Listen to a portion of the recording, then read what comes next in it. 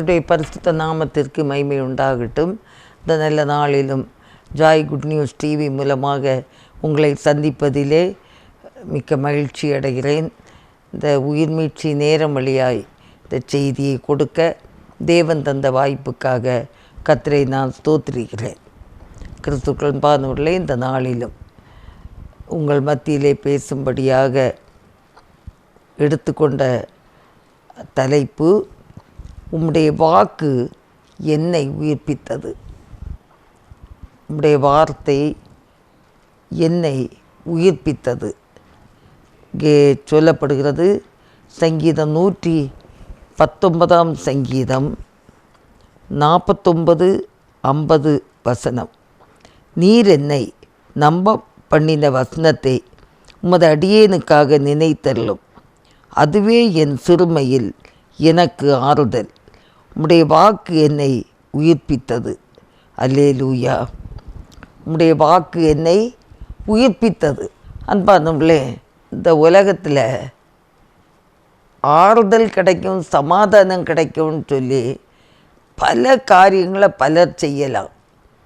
ஆனால் தாவீது ராஜா அவருடைய வாழ்க்கையில் கண்டு கொண்டது என்னன்னா, கர்த்தருடைய வார்த்தை, ஆண்டவருடைய வார்த்தை, கர்த்தருடைய வாக்கு தான் நமக்கு ஒரு புது ஜீவனை தந்தது, நம்மை உயிர்ப்பித்தது. செத்து கிடந்த நாறி போயிருந்த ஆத்துமாவை விடுதலை பண்ணி உயிரூட்டம் தந்தது கர்த்தருடைய வார்த்தை. ஒருவேளை அநேக பாவத்தின் நிமித்தம் யாருக்கிட்ட போய் இதை சொல்லுவேன்? ஒரு மன்றத்தில் சொல்ல முடியாத நாற்றமெடுத்த காரியங்களை நான் சொல்லும்போது அவங்க என்ன நினைப்பாங்க? ஆனால் நம்முடைய இருதயத்தின் ஆழத்தில் இருக்கிற நல்லதானாலும் கெட்டதானாலும் சிலுவை அண்டை வந்து கர்த்தரிடத்தில் சொல்லும்போது அவர் நம்முடைய சகல பாவங்களை நீக்கி நம்மை சுத்திகரித்து நம்மை அவருடைய பிள்ளையாக மாற்றுகிறார்.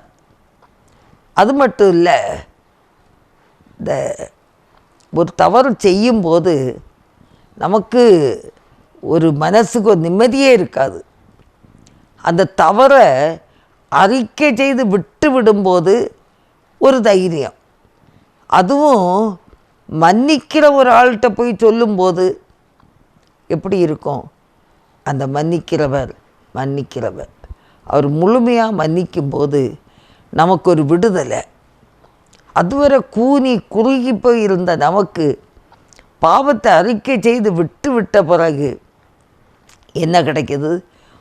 ஒரு உயிர்மீட்சி. அதான் அவர் சொல்கிறாரு, உம்முடைய வாக்கு என்னை உயிர்ப்பித்தது. கர்த்தருடைய வசனம் உயிர்ப்பித்தது என்று சொல்லி பார்க்கிறோம். அன்பானவர்களே, ஆண்டவருடைய வசனத்தை பற்றி நம்ம தியானித்தோன்னு சொன்னால் அது ரொம்ப ஆழமானது, அதிசயமானது. சங்கீதம் 19:7, கர்த்தருடைய வேதம் குறைவற்றதும் ஆத்துமாவை உயிர்ப்பிக்கிறதுமாயிருக்கிறது. கர்த்தருடைய சாட்சி சத்தியமும் பேதையை ஞானியாக்கிறதுமாயிருக்கிறது. கர்த்தருடைய நியாயங்கள் செம்மையும் இருதயத்தை சந்தோஷிப்பிக்கிறதுமாயிருக்கிறது. கர்த்தருடைய கற்பனை தூய்மையும் கண்களை தெளிவிக்கிறதுமாயிருக்கிறது. இவ்வளவு ஆச்சரியமான வசனம். கர்த்தருடைய வசனம் குறைவற்றதும் ஆத்துமாவை உயிர்ப்பிக்கிறதுமாயிருக்கிறது. அல்லேலூயா.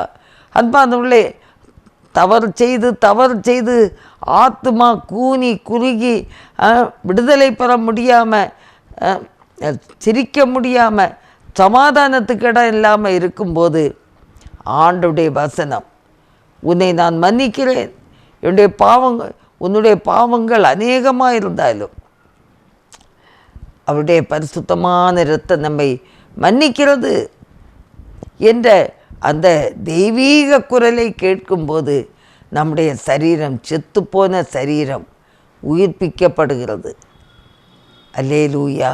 அன்பானவர்களே, ஆண்டவருக்கு நம்ம பிரியமாய் நாம் வாழ வேண்டும். ஆண்டவருக்கு சித்தம் செய்ய வேண்டும். அவருடைய வசனம் நம்மை உயிர்ப்பித்து நம்மை நடக்க வைக்கிறது. அவருடைய வசனம் நமக்கு ஞானத்தை தருகிறது. அவருடைய வசனம் நம் இருதயத்தை சந்தோஷிப்பிக்கிறது. அல்லேலூயா.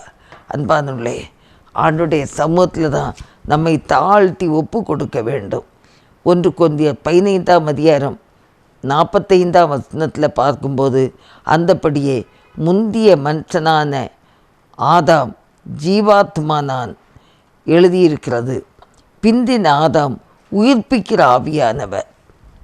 உயிர்ப்பிக்கிற ஆவியானவர். எந்த பலவீனத்தில் இருந்தாலும் ஆண்டவர் நமக்கு பலன் தருகிறவராக இருக்கிறார். ஆவியானவர் நம்மை உயிர்ப்பிக்கிறவராக இருக்கிறார். செத்துப்போய் நாறிப்போய் இருந்த நம்முடைய வாழ்க்கையில் அவருடைய பரிசுத்தமான இரத்தம் நம்மை கழுவி சுத்திகரித்து நம்மை பலப்படுத்தியது என்று பார்க்கிறோம். அல்லேலூயா. அன்பானவர்களே, கர்த்தர் நல்லவர். யோவான் எழுதின சுவிசேஷம் 5:26 பார்க்கும்போது, ஏனெனில் பிதாவானவர் தம்மில் தாமே ஜீவனுடையவராய் இருக்கிறது போல குமாரனும் தம்மில் தாமே ஜீவனுடையவராய் இருக்கும்படி அருள் செய்திருக்கிறார் என்று சொல்லி பார்க்கிறோம். அவர் நமக்கு ஒரு புத்துயிரையும் ஜீவனையும் தருகிறவர். மரித்து போன, உண்மையாகவே மரித்து போன அந்த லாசரு, அந்த பெத்தானியா கிராமத்தில் இயேசு சென்றபோது நடந்தது என்ன அற்புதம் பாருங்க. ஒரு வார்த்தை தான். அவர் அந்த மரித்து போய் நாறிப்போன லாசருவுக்கு அவர் உயிர் கொடுத்தார் என்று சொல்லி பார்க்கிறோம். லாசருவே வெளியே வா என்று சொல்லும்போது அவன் உயிர்ப்பிக்கப்பட்டார். அப்படியே வந்து நிற்கா. ஆனால் ஜனங்களுக்கு சொன்னாங்க, வைத்திருந்த அந்த கல்லை கொஞ்சம் அகற்றுங்கன்னு சொன்னாங்க. அது ஒரு வேலை தான். அந்த கல்லை மாற்றுங்கன்னு சொன்னாங்க. லாசருவே வெளியே வான்னு சொல்லும்போது அவனுடைய சரீரத்தில் கட்டி வைக்கப்பட்டிருந்த அந்த கட்டுகள், சுற்றுகள், அந்த சீலைகள் எல்லாம் அதெல்லாம் எடுத்து போட சொன்னார். அவன் ஜீவாத்மானான், உயிர் பெற்றான். ஒரு பெரிய சாட்சி. ஒருவேளை அவன் சுகம் இல்லாமல் இருக்கிறான்னு சொல்லும்போது ஆண்டவருக்கு செய்தி போச்சு. ஆனால் போயிருந்தா தொட்டாலே பார்த்தாலே சுகம் கிடைக்கும். அது ஒரு சாதாரண ஒரு அற்புதம். இது ஒரு அசாதாரணமான ஒரு அற்புதம். யாருமே செய்ய முடியாத ஒரு அசாதாரண ஒரு அற்புதத்தை கர்த்தர் அந்த இடத்துல செய்து அவருடைய நாமத்தை மகிமைப்படுத்தினார் என்று சொல்லி பார்க்கிறோம்.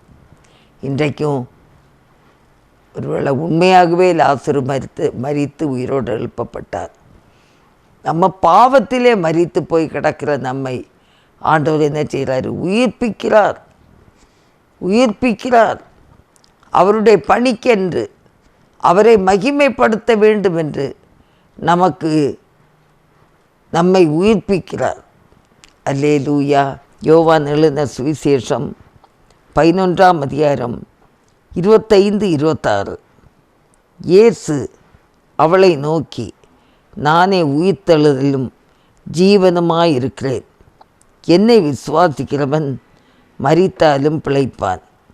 உயிரோடு இருந்து என்னை விசுவாசிக்கிறவன் எவனும் என்றென்றைக்கும் மறியாமலும் இருப்பான்.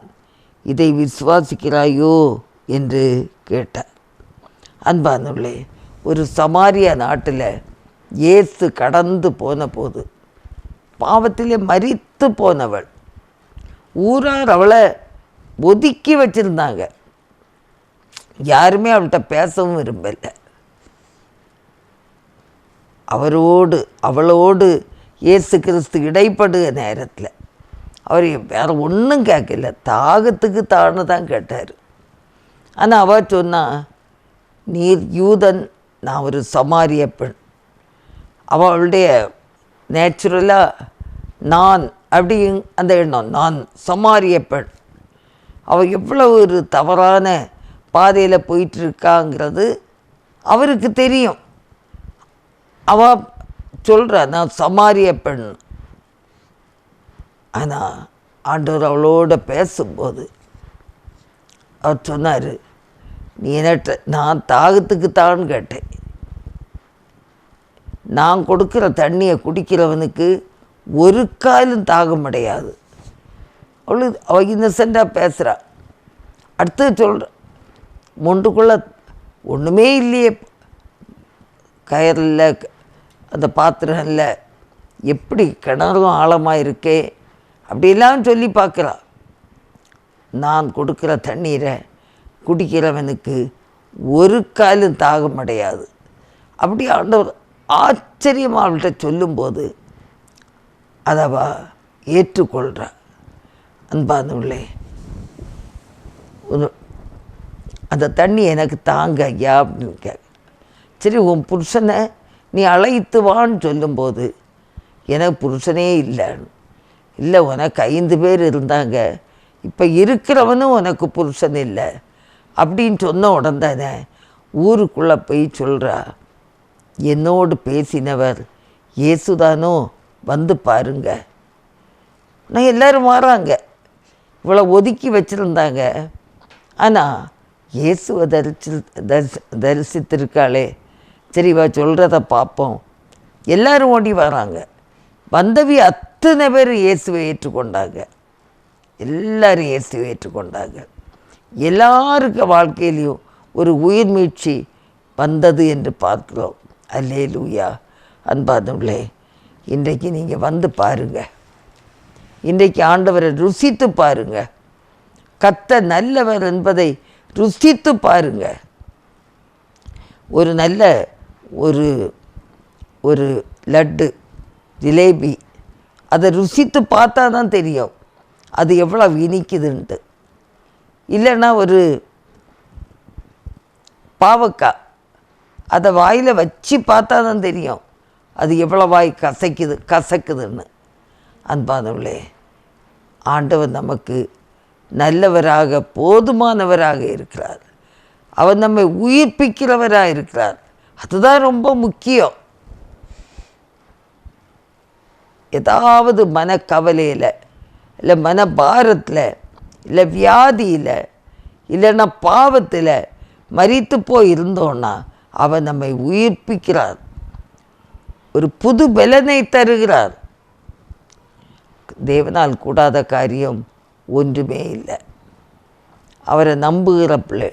இப்போ அந்த சமாரியா ஸ்திரீ நம்பி ஓடி வந்தா, கர்த்தர் அவளுக்கு தரிசனமானார். அவள் எல்லாருக்கும் போய் இயேசுவை போய் அறிவித்தாள். நம்ம இயேசுவை அறிந்திருக்கிறோம், ஏற்றுக்கொண்டிருக்கிறோம். ஏற்றுக்கொண்டவங்க மற்றவங்களுக்கு சொல்லியிருக்கிறோமா? இப்போ அவங்க போய் சொன்னாங்க, சமாரிய பெண் என்னோடு பேசினவர் இயேசுதானா, வந்து பாருங்கன்னு. நீங்கள் வந்து பாருங்கன்னு சொன்னீங்களா? பக்கத்து வீட்டுக்காரங்கள்ட்ட சொன்னீங்களா?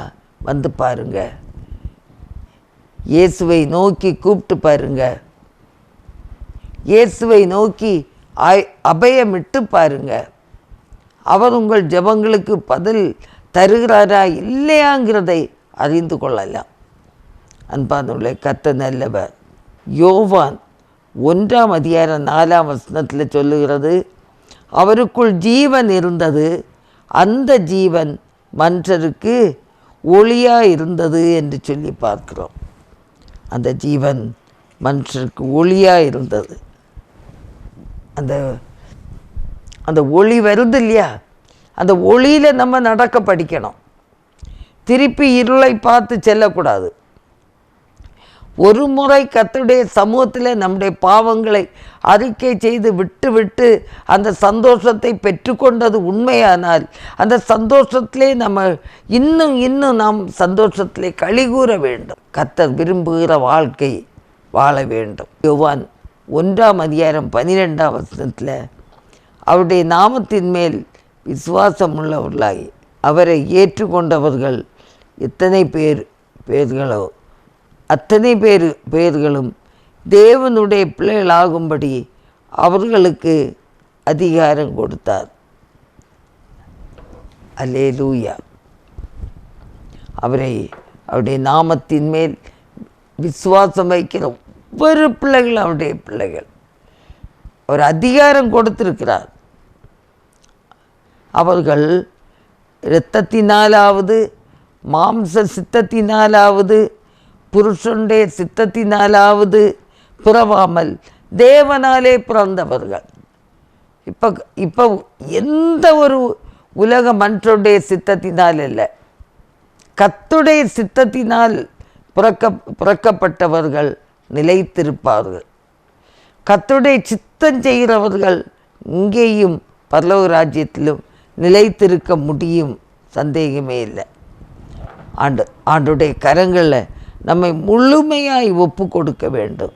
ஆண்டவரே, நீர் என்னை பலப்படுத்தும், நீர் என்னை உயிர்ப்பியும்.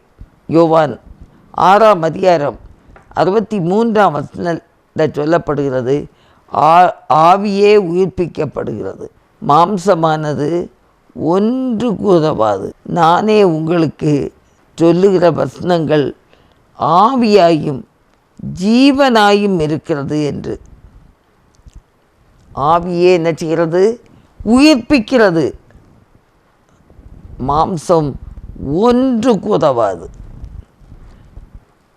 ஆகையினால ஒவ்வொரு நாளும் ஆண்டுடைய பரிசுத்தமான கரங்களில் நம்மை ஒப்பு கொடுத்து, ஆண்டவரே என்னை உயிர்ப்பியும், என்னை உயிர்ப்பியும் ஆண்டவரே. ஒவ்வொரு நாளும் நான் உம்முடைய சித்தம் செய்கிற பிள்ளையாக இருக்க வேண்டும். உம்முடைய மெல்லிய வசனம் எனக்கு எவ்வளோ ஒரு ஆறுதலாக இருந்தது. வேதத்தை வாசித்து பாருங்க. வேதத்தை வாசிக்கிறீங்களா? டெய்லி நீங்கள் வேதத்தை வாசிங்க. அது உங்களுக்கு என்ன செய்யும்? போதிக்கும். ஆண்டவர் சொல்கிற, நான் உனக்கு போதித்து நீ நடக்க வேண்டிய வழியை உனக்கு காட்டுவேன், உன்மேல் என் கண்ணை வைத்து உனக்கு ஆலோசனை சொல்லுவேன் என்று சொல்லுகிறார். நமக்கு ஆலோசனை கர்த்தர், நம்மை போதித்து நடத்துகிற கர்த்தர், நம்மை அதிசயமாய் காக்கிற ஒரு கர்த்தர். அல்லேலூயா. கர்த்தர் நல்லவர், கர்த்தர் நல்லவர். ஒவ்வொரு நாளும் ஆண்டுடைய பரிசுத்தமான கரங்களிலே ஒப்பு கொடுத்து, ஆண்டவரே பரிசுத்தமாய் வாழ எனக்கு உதவி செய்யுங்கன்னு கேட்போமா? எல்லாரும் கண்களை மூடி, ஆண்டவரே என்னை உயிர்ப்பிக்க மாட்டீரோ, என்னை உயிர்ப்பிக்க மாட்டீரோ, ஆண்டவரே என்னை பரிசுத்தமாக்க மாட்டீரோ, ஆண்டவரே கொஞ்ச காலமோ எவ்வளோ நாளும், ஆண்டவரே நாங்களும் எங்கள் குடும்பங்களும் கர்த்தருக்கென்று நிலைத்து நிற்கக்கூடிய கிருபையும் பாக்கியத்தையும் தாரும். ஹல்லேலூயா, ஹல்லேலூயா. ஆவியானவரே உமக்கு ஸ்தோத்திரம், பரிசுத்த ஆவியானவரே உமக்கு ஸ்தோத்திரம், அதிசயங்களை செய்கிறவரே ஸ்தோத்திரம், உயிர்ப்பிக்கிறவரே ஸ்தோத்திரம். இந்த நேரத்திலும் யாரெல்லாம் உடைய சமூகத்தில் தங்களை தாழ்த்தி அர்ப்பணிக்கிறார்களோ அவர்களுக்கு கர்த்தர் இரக்கம் பாராட்ட வேண்டும் என்று ஜெபிக்கிறோம். கர்த்தாவே, ஆண்டவரே ஸ்தோத்திரம், ஸ்தோத்திரம், ஸ்தோத்திரம். நீ பெரிய காரியங்களை தொடர்ந்து செய்ய. ஹல்லேலூயா. ஆண்டவரே உமது கிருபைகளுக்காக ஸ்தோத்திரம், உமது வல்லமையான செய்திகளுக்காக ஸ்தோத்திரம். நீர் மாறாதவராக இருக்கிறபடினாலே ஸ்தோத்திரிக்கிறோம். ஹல்லேலூயா, ஹல்லேலூயா, ஹல்லேலூயா, ஹல்லேலூயா. அந்த நேரத்திலும் என்னோடு இணைந்து ஜெபிக்கிற ஒவ்வொரு பிள்ளைகளுடைய வாழ்க்கையிலும் என்ன பலவீனம் இருந்தாலும் சுகவீனம் இருந்தாலும் எல்லா சுகவீனம் பலவீனங்களை மாற்றி கர்த்தாவை உமக்காக ஜீவிக்கக்கூடிய ஒரு பாக்கியத்தை என் இயேசு தரும்படியாக நாங்கள் ஜெபிக்கிறோம் கர்த்தாவே. ஹல்லேலூயா. நன்றியோடு உம்மை துதிக்கிறோம், நன்றியோடு உம்மை துதிக்கிறோம். ஹல்லேலூயா. இம்மட்டு பாதுகாத்து கொண்ட மேலான கிருபைகளுக்காக ஸ்தோத்திரம். ஆண்டவரே, உம்முடைய திருப்பணி செய்ய இன்னும் பாவத்திலும் அக்கிரமங்களிலும் மரித்து போயிருக்கிற ஜனங்களுக்கு உம்முடைய நாமத்தை சொல்லி எல்லாரையும் அந்த உயிர்ப்பிக்கத்தக்கதாக ஆண்டவரே நாங்கள் செய்யத்தக்கதாக கர்த்தர் எங்களுக்கு உதவி செய்ய வேண்டுமாய் ஜெபிக்கிறோம். எல்லா குறை குற்றங்களையும் மன்னித்தரலும் கர்த்தாவே. ஆண்டவரே, பாவ தோஷங்களை மன்னித்தரலும். மென்மையானவரே, மேகஸ்தம்பமே, மென்மையானவரே, மேகஸ்தம்பமே, ஊற்று தண்ணீர் ஜீவநதி, ஊற்று தண்ணீர் ஜீவநதி, ஆனந்த தைலமே, ஆனந்த தைலமே, பனி போல பெய்யும் பரிசுத்தரே, மழையாக பொழியும் ஆவியே, ஆவியே, ஆவியே, மழையாக பொழியும் ஆவியே,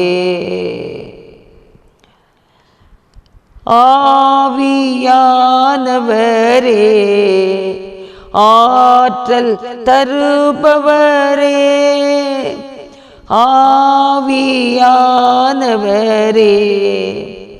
ஆற்றல் தருபவரே, தேற்றரவே துணையாளரே, விண்ணக தூபமே, விண்ணக தூபமே. ஆவியானவரே, உம்மை நன்றியோடு துதிக்கிறோம் தகப்பனே.